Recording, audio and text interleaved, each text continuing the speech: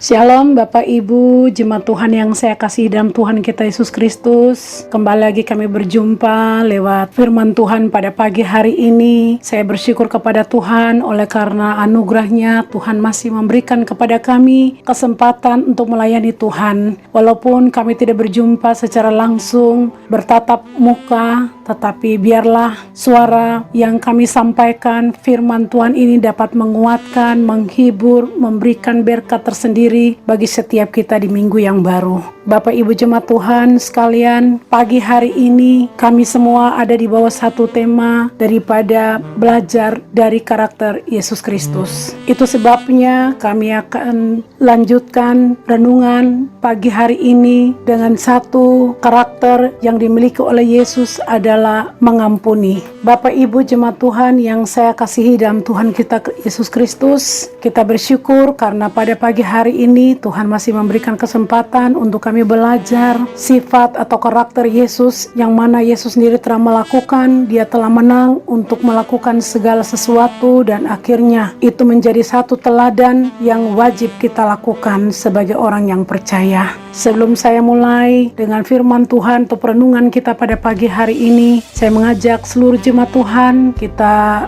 menundukkan kepala, kita berdoa meminta pertolongan Tuhan. Mari kita berdoa. Bapa, dalam nama Tuhan Yesus, kami bersyukur kepadamu Tuhan, oleh karena anugerah-Mu kami masih diberikan kesempatan untuk hidup, untuk mendengarkan suara-Mu, memuji, memuliakan Tuhan sampai pada pagi hari ini. Terima kasih Tuhan Yesus untuk waktu yang luar biasa ini Tuhan, di mana kami diberikan kesempatan untuk boleh mendengarkan satu kali lagi suara-Mu lewat hamba-Mu ini Tuhan. Mari Tuhan, jamah hati kami masing-masing, biarlah setiap firman Tuhan yang kami dengar pada pagi hari ini itu memberikan berkat tersendiri dan menjadi rema secara khusus di dalam hati kami. Kami sepakat ya Tuhan, apabila ada kuasa lain yang mencoba mengalihkan pikiran dan konsentrasi kami dari ruangan ini, di dalam rumah kami, atau di tempat-tempat di mana kami mengambil bagian untuk mendengarkan suara-Mu, kami sepakat berdoa di dalam nama Tuhan Yesus. Kami tolak setiap gangguan-gangguan yang datang dari luar, yang datang dari iblis untuk mengalihkan pikiran kami kepada hal yang lain. Biarlah Tuhan Engkau sendiri yang boleh menolong, Roh Kudus membantu kami, memberikan pengertian lebih dalam dari setiap bagian firman Tuhan yang akan kami pelajari. Dalam nama Tuhan Yesus, kami sudah berdoa dan menyerahkan setiap diri kami pada pagi hari ini ke dalam tangan kuasa Tuhan. Terima kasih Bapa, terima kasih. Dalam nama Tuhan Yesus, hamba sudah berdoa dan mengucap syukur serta menyerahkan waktu pemberitaan firman Tuhan ke dalam tangan kuasa Allah. Haleluya, amin. Puji Tuhan, Bapak Ibu jemaat Tuhan yang saya kasih dalam Tuhan kita Yesus Kristus. Sudah 2 minggu yang lalu kami belajar dari tema karakter Yesus. Kami sudah belajar 2 karakter dari minggu yang pertama dan minggu kedua. Kami sekarang akan belajar satu lagi sifat atau karakter daripada Yesus, yaitu mengampuni. Mengampuni, pada pagi hari ini kita akan belajar. Kita akan bersama-sama membaca dari bagian firman Tuhan yang menjadi perenungan kita pada pagi hari ini dari Injil Lukas pasalnya yang ke-6 ayat 27 hingga ayatnya yang ke-36.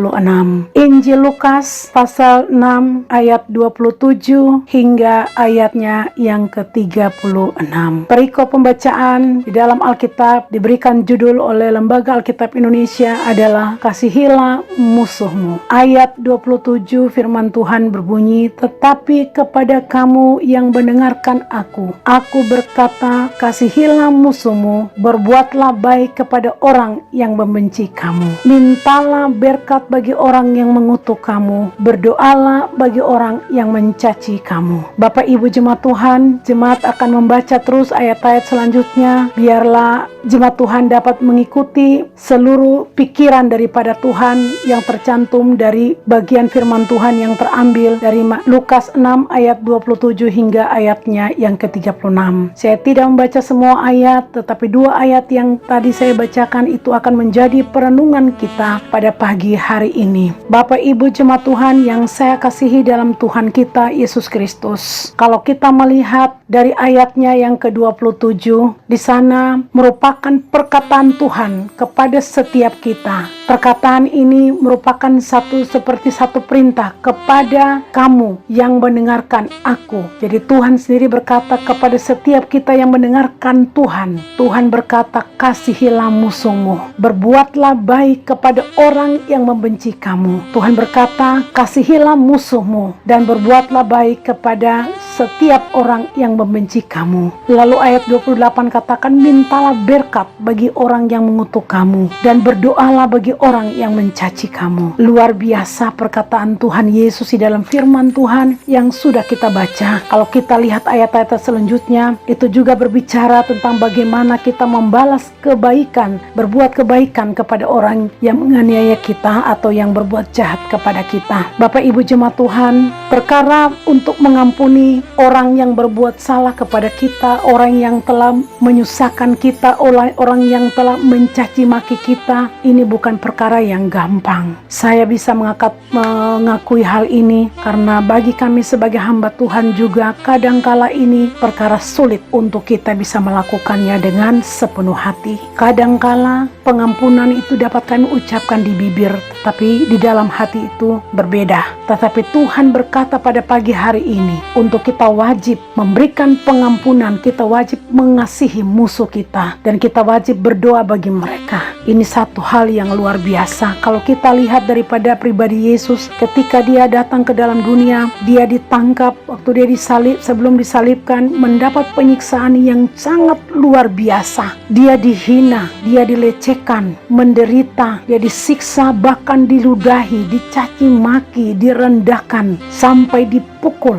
dan pada akhirnya di atas kayu salib Yesus berkata, ya Bapa, ampunilah mereka karena mereka tidak tahu apa yang mereka perbuat. Bapak Ibu jemaat Tuhan yang saya kasih, perkara mengampuni ini tidak terlepas dari kasih kepada Kristus atau kasih kepada Allah. Yesus bisa melakukan ini karena penghormatannya kepada Yesus, penghormatannya kepada Bapanya di surga. Dia bisa melakukan ini karena dia tunduk dan taat kepada Tuhan, kepada Allah. Dia bisa menang dari setiap ancaman yang ada karena dia melekat kepada Bapanya. Hari ini kalau kita bisa melakukan ini, yang kita butuhkan adalah penyerahan hati kita kepada Tuhan. Waktu kita menyerahkan hati kita dan kita rela untuk mengampuni, maka yang bekerja untuk memampukan kita melakukan perbuatan atau tindakan mengampuni adalah Tuhan. Dengan pertolongan Tuhan, dengan pertolongan Roh Kudus, kita bisa dapat melakukannya. Dan karena ada kasih di dalam diri kita masing-masing. Kasih dari siapa? Kasih dari Allah. Ya, dalam Yohanes 3 ayat 16, karena begitu besar kasih Allah akan dunia ini, sehingga dia mengaruniakan anaknya Yesus datang ke dalam dunia, dan lewat itu kami dapat diselamatkan. Jadi kita bersyukur kepada Tuhan karena ada kasih yang besar. Kita bisa mengampuni orang yang mencuri, yang memukul, yang mencaci maki, bahkan mungkin yang meludahi kita. Kalau bukan ada kasih Kristus dalam hati kita, kita tidak akan mampu melakukannya. Kita tidak bisa melakukan perkara pengampunan ini. Itu sebabnya Bapak Ibu penting untuk kita mengenal Yesus secara baik dan benar. Kita menggantungkan hidup kita kepada Tuhan. Penting sekali untuk kita melekat kepada Allah, kepada Yesus, supaya di dalam setiap pengalaman kita untuk kita melakukannya kita sanggup. Karena bukan kita sendiri yang melakukan, tetapi oleh pertolongan Tuhan, oleh pengenalan kita kepada Allah secara baik dan benar, ada kasih daripada Allah yang mengalir dalam diri kita. Itu yang akan memampukan kita untuk bisa melakukan pekerjaan pengampunan ini. Bapak Ibu jemaat Tuhan yang saya kasihi dalam Tuhan kita Yesus Kristus, firman Tuhan di dalam 1 Yohanes pasal 4 ayatnya yang ke-16, firman Tuhan di bagian B berkata, Allah adalah kasih, dan barang siapa tetap berada di dalam kasih, ia tetap berada di dalam Allah, dan Allah di dalam dia. Dari ayat ini firman Tuhan berkata di dalam pertama Yohanes pasal 4 ayatnya yang ke-16 bagian B, Allah adalah kasih. Karena Allah adalah kasih, itu sebabnya bukti kasihnya dia telah menyerahkan diri anaknya yang tunggal datang ke dalam dunia untuk mati di atas kayu salib, rela menerima semua penghinaan yang tidak patut dan tidak layak diberikan kepadanya. Dia telah menerimanya, dia telah menanggungnya, dan bahkan pada akhirnya dia tahu dengan pasti bahwa orang-orang yang melakukan ini, mereka tidak mengerti, mereka tidak tahu, dan mereka membutuhkan pengampunan daripada Allah. Dan akhirnya Tuhan berikan pengampunan itu bagi mereka. Bapak Ibu, ini semua hanya karena kasih. Tuhan sudah mengampuni kita dari setiap pelanggaran dan dosa kita yang besar. Kita tidak sanggup membayar, kita tidak bisa menukar dengan apapun. Mari kita miliki kasih yang dimiliki oleh Allah sendiri, yaitu kasih agape, kasih yang tidak menuntut balas, kasih yang rela berkorban, kasih yang besar, kasih yang tidak pandang suku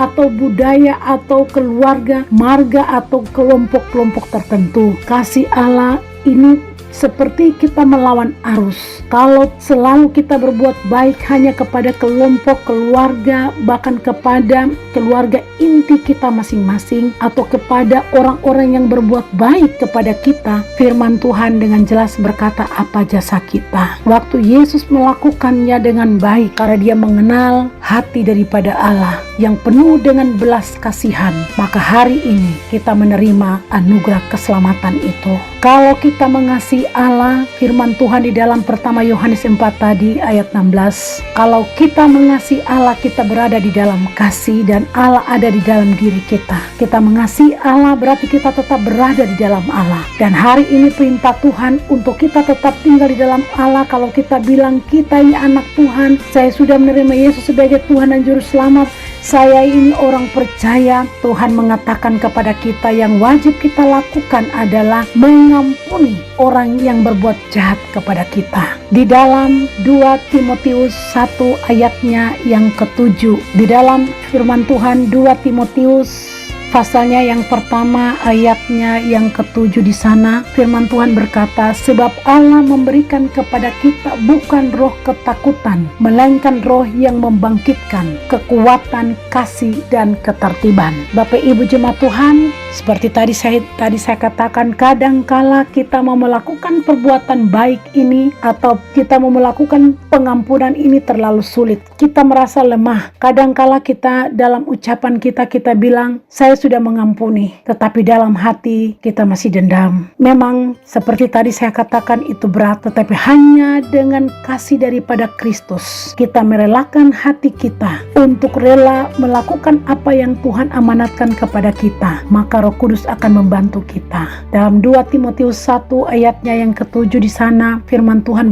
berkata, Allah akan memberikan kepada kita bukan roh ketakutan, melainkan roh yang membangkitkan kekuatan kasih. Jadi roh yang membangkitkan kekuatan kasih untuk dapat melakukan perbuatan atau tindakan pengampunan. Bapak Ibu jemaat Tuhan, kalau kita boleh melihat dalam pengalaman keseharian, pengampunan ini sesuatu yang sangat mahal. Secara budaya, kalau kita boleh jujur di hadapan Tuhan, pengampunan bagi kita orang Papua, secara khusus kita masyarakat yang ada di pegunungan, ini perkara yang terlalu sulit, karena lebih banyak kita menuntut balas, lebih banyak kita meminta denda, lebih banyak kita lupa ketika kita mengalami ancaman, kita mengalami masalah yang didatangkan oleh orang lain kepada kita lupa untuk mengampuni. Lebih banyak kita mengambil tindakan 50-50, lebih banyak kita mengambil tindakan untuk membalas dendam, ataupun kita pakai bahasa yang lebih halus untuk kata pengampunan ini tidak terjadi secara full di dalam kehidupan kita. Bapak Ibu jemaat Tuhan yang saya kasihi dalam Tuhan kita Yesus Kristus, apa manfaat daripada pengampunan dalam kehidupan kita? Ada 3 hal yang akan kita belajar pada pagi hari ini. Di dalam Matius pasal 18 ayat 21 sampai ayatnya yang ke-22, saya senang dengan ayat ini. Mari kita buka firman Tuhan dari Matius 18 ayat 21 hingga ayatnya yang ke-22. Di sini ada satu penegasan untuk kita. Ketika Petrus bertanya, saya bacakan kepada kita bersama-sama. Kemudian datanglah Petrus dan berkata kepada Yesus, Tuhan, sampai berapa kali aku harus mengampuni saudaraku jika ia berbuat dosa terhadap aku? Sampai 7 kali? Petrus bertanya kepada Yesus. Jawab Yesus pada ayatnya yang ke-22. Yesus berkata kepadanya, bukan, aku berkata kepadamu, bukan sampai 7 kali, melainkan sampai 70 kali 7 kali. Bapak Ibu jemaat Tuhan kekasih, Tuhan bilang bukan 7 kali, tetapi 70 kali 7 kali. Itu berarti ketika kita ingat orang yang mencaci kami, ketika kita ingat orang yang berbuat hal yang tidak pantas bagi setiap kita masing-masing, maka satu hal yang pasti yang harus kita lakukan adalah mengampuni. Berapa kali Petrus tanya kepada Yesus? Yesus berkatakan 70 kali 7 kali. Bukan masalah jumlah atau kuantitas jumlah yang diberikan kepada kita, tetapi kualitas di dalam mengampuni itu yang terpenting.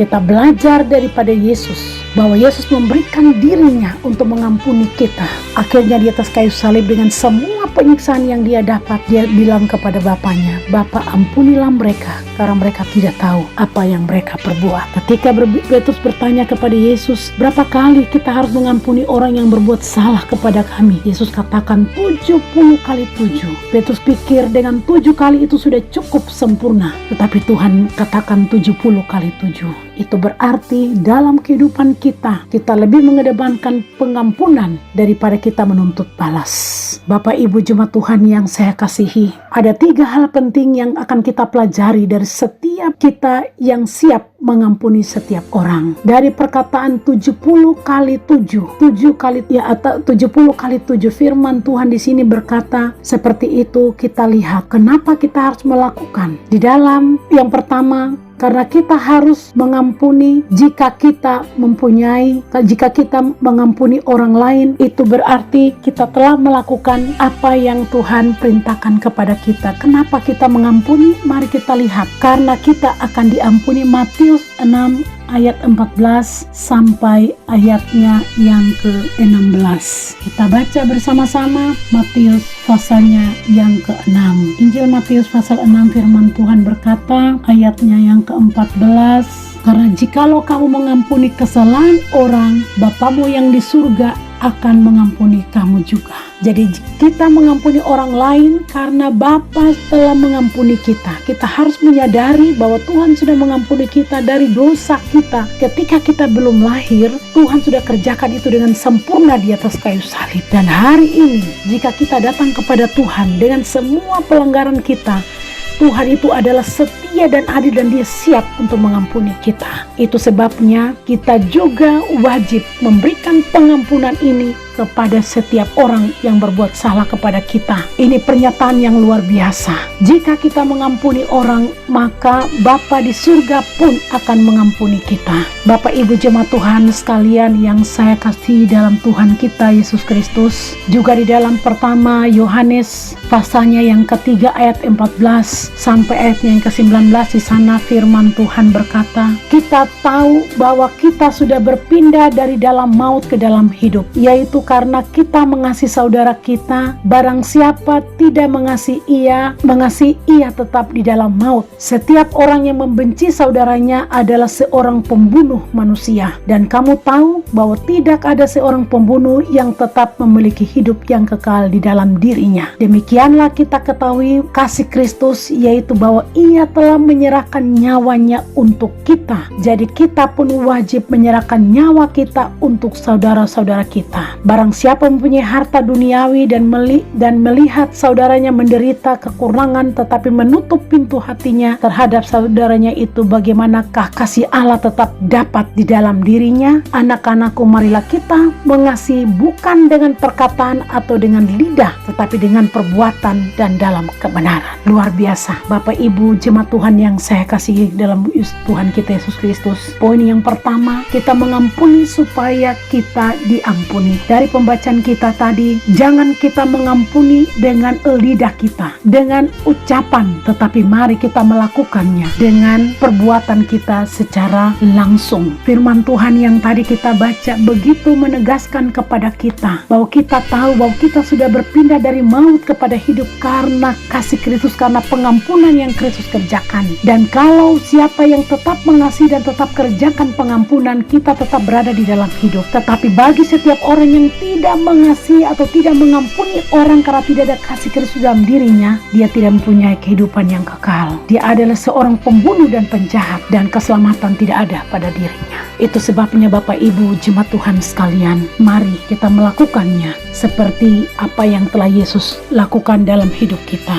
Kita mengikuti teladan daripada Kristus. Yang kedua, kenapa kita harus mengampuni? Ya, pertanyaannya kenapa kita harus mengampuni? Poin yang kedua, mengampuni membuat supaya hati kita terbebas dari kepahitan. Dengan mengampuni, hati kita yang pahit, hati kita yang susah, hati kita yang sedih itu akan hilang. Firman Tuhan di dalam Efesus pasalnya yang keempat, kita buka bersama firman Tuhan dari kitab Efesus pasalnya yang keempat ayatnya yang ke-31. Firman Tuhan berkata, segala kepahitan, kegeraman, kemarahan, pertikaian, dan fitnah hendaklah dibuang dari antara kamu. Demikian pula segala kejahatan. Bapak Ibu jemaat Tuhan, bila ada orang buat segala sesuatu yang membuat sehingga kepahitan hati kita menjadi pahit, kita menjadi garam atau marah, menimbulkan pertikaian, orang memfitnah kita, firman Tuhan katakan hendaklah itu semua dibuang dengan semua kejahatan, dan mari kita mengampuni setiap orang yang berbuat salah kepada kita. Kita ingat pembacaan kita di dalam Matius 18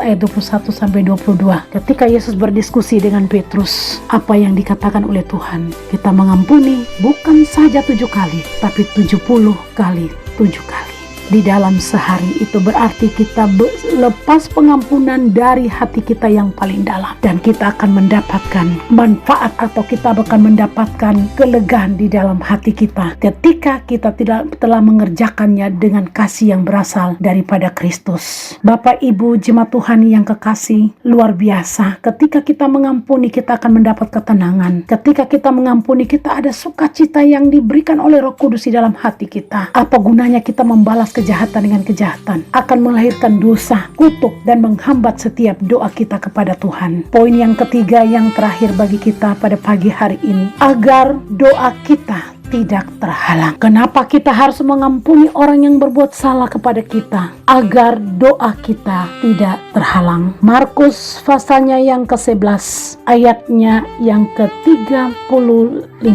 Saya akan baca bersama-sama untuk kita pada pagi hari ini. Injil Markus pasal 11 ayatnya yang ke-35. Firman Tuhan ayatnya yang ke-25.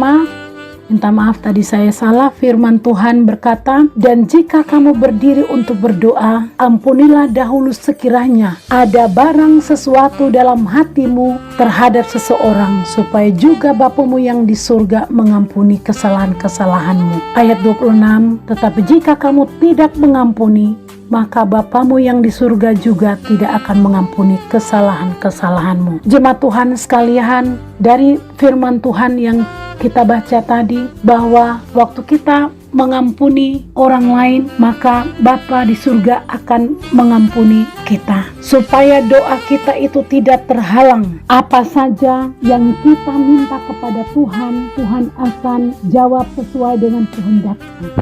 Itu sebabnya ayat 25 katakan, dan jika kamu berdiri untuk berdoa. Waktu kita berdiri, waktu hati kita terangkat kepada Tuhan untuk meminta segala sesuatu yang menjadi pergumulan doa kita di dalam keluarga, di dalam setiap pribadi kita, Tuhan katakan, ampunilah dahulu sekiranya ada barang sesuatu dalam hatimu terhadap seseorang. Ayat 25 ini luar biasa Bapak Ibu. Ampunilah, saya baca ulang ayat firman Tuhan, dan jika kamu berdiri untuk berdoa, ampunilah dahulu sekiranya ada barang sesuatu dalam hatimu. Jadi firman Tuhan bilang, ampunilah kalau hati kita masih menyimpan dendam atau ada kemarahan, atau kita belum berdamai dengan orang lain, dengan siapapun yang menyakiti hati kita. Tuhan bilang waktu kita berdiri, kita pergi untuk ampuni dengan dia. Kita angkat pengampunan bagi dia. Kita berdoa minta pengampunan Tuhan untuk orang tersebut, untuk setiap orang yang menyakiti kita. Waktu kita berdiri di hadapan Tuhan. Dan ayat selanjutnya katakan juga, supaya juga Bapamu yang di surga mengampuni kesalahan-kesalahanmu.